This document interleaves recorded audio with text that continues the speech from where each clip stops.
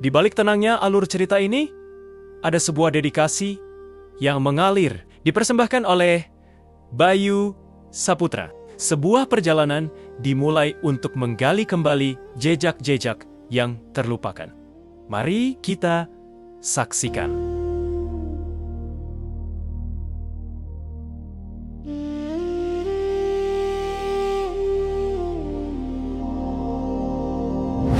Raden Kian Santang seorang satria gagah, penuh karisma, namun sedang mencari jawaban atas kegelisahan batinnya. Kiai, sepuh, seorang ulama tua yang tenang, tutur katanya lembut, sedang duduk di serambi masjid sambil membersihkan tasbihnya.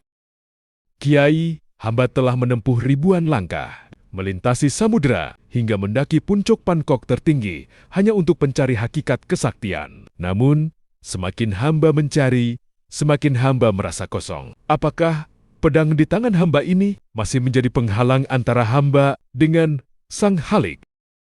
Raden, pedang hanyalah sepotong besi. Ia menjadi penghalang jika kau anggap ia yang memberimu kuasa. Namun, ia menjadi tasbih jika kau gunakan ia untuk menegakkan keadilan di muka bumi. Bukankah napasmu sendiri pun bisa menjadi penghalang jika kau merasa napas itu adalah milikmu, bukan titipannya? Lantas, apa gunanya ajian dan kesaktian yang hamba miliki jika pada akhirnya hamba harus menunduk seperti rakyat jelata? Terkadang, gejolak di dada ini masih menuntut pengakuan. Kiai,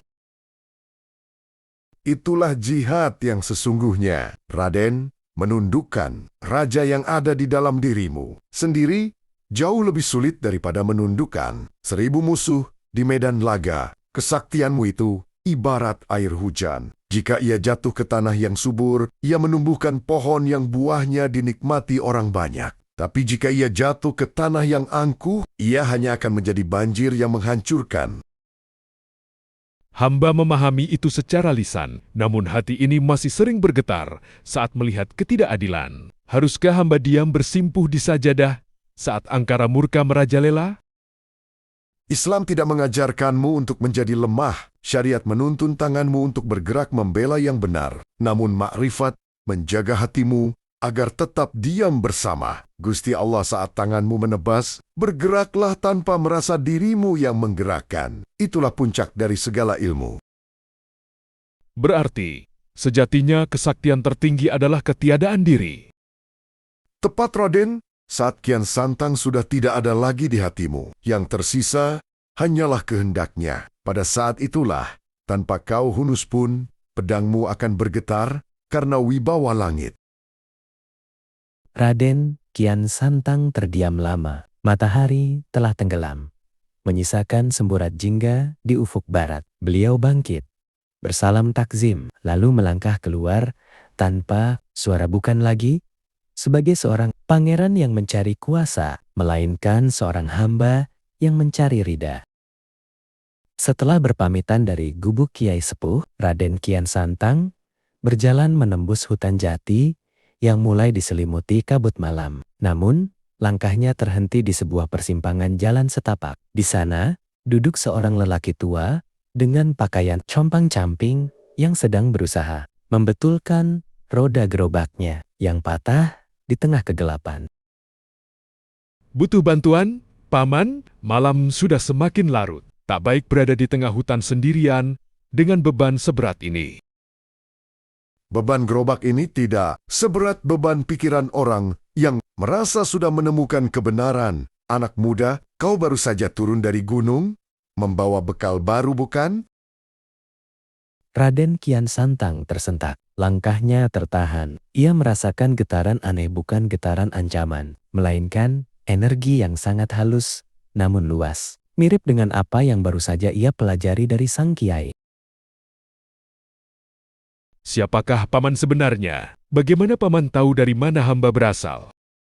Aku hanya debu di bawah telapak kaki para pengembara. Tapi katakan padaku, Raden, jika tadi Kiai mengatakan, kesaktian tertinggi adalah ketiadaan diri. Lalu mengapa kau masih memakai jubah pangeranmu yang gagah itu? Mengapa tidak kau buang saja identitasmu agar benar-benar tiada? Hamba memakainya karena ini adalah tanggung jawab hamba sebagai putra Pajajaran. Bukankah mengabdi pada rakyat juga merupakan jalan menujunya? Benar, tapi hati-hati, Raden. Batas antara mengabdi dan menikmati pengabdian itu setipis helai rambut yang dibelah 7. Banyak orang merasa sedang berjuang untuk Tuhan, padahal sebenarnya ia hanya sedang memuaskan dahaga egonya untuk dianggap sebagai pahlawan. Terima kasih atas peringatannya. Paman, hamba menyadari bahwa ujian di pasar atau di jalanan jauh lebih berat daripada ujian di atas sajadah. Ingatlah ini, Pangeran, makrifat tanpa syariat itu sesat, tapi syariat tanpa hakikat itu hampa. Jika kau ingin melihat wajah Tuhan, lihatlah pada wajah orang-orang yang kelaparan dan tertindas. Di sanalah pedangmu dan tasbihmu harus bertemu. Tiba-tiba, sebuah cahaya lembut memancar dari arah gubuk Kiai di kejauhan. Saat Raden Kian Santang menoleh kembali ke arah lelaki tua itu, jalanan sudah kosong. Gerobak dan lelaki kompang camping itu lenyap seolah ditelan kabut. Raden Kian Santang tersenyum sendiri. Ia menyadari bahwa sang Kiai belum selesai mengujinya. Beliau mengirimkan bayangan lain untuk memastikan bahwa ilmu yang baru diterimanya tidak hanya berhenti di telinga, tapi meresap ke dalam laku nyata. Beliau pun melanjutkan perjalanan bukan menuju istana, melainkan menuju desa-desa yang paling sunyi, tempat di mana ketiadaan diri benar-benar diuji oleh kerasnya kehidupan.